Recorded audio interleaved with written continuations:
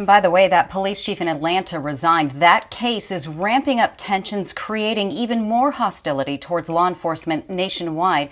And tonight, Jason Berry is live with a look at how all this is impacting our local police community and their families. Jason.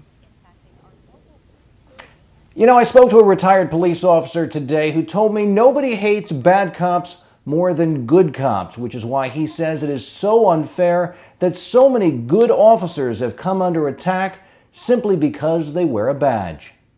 You see the passion, feel their frustration.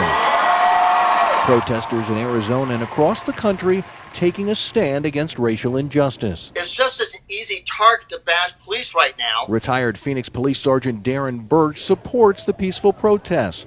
What he doesn't like is all the hatred and hostility directed at law enforcement, the majority of which he says are good, honest people, putting their lives on the line to protect the public. There's such a negativity that it just makes me want to cry for the police officers out there today, because they are far better than I am. I don't think I could have sustained what they're sustaining now and stayed in the profession. And the animosity doesn't stop there. Family members of law enforcement officers have also come under attack on social media and in public. Oh, it's very scary. Angela Harrell is president of the 100 Club of Arizona, a nonprofit that helps the families of first responders killed or injured in the line of duty.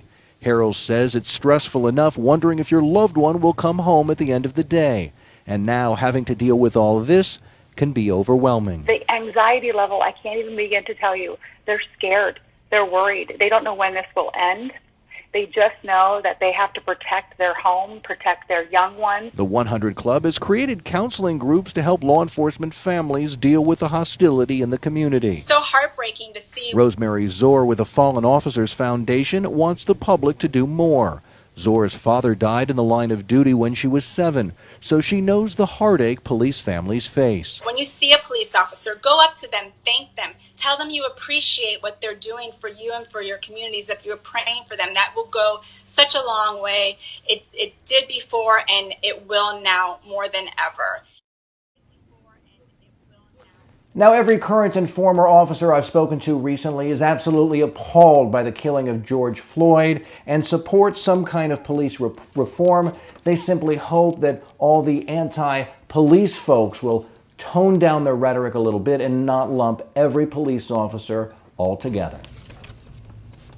Yeah, that's what I've heard from a lot of people out there saying, like, just like many of the protesters are saying, not every black man is a criminal, not every police officer is racially biased.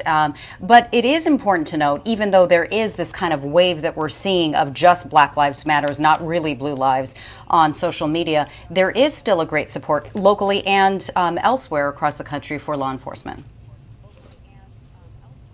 Absolutely. There have been a number of support groups for law enforcement agencies that have popped up on social media. They've gotten together. They have gone out to show their support for law enforcement. But sometimes their voices just aren't as loud as what we're hearing from some of the protests.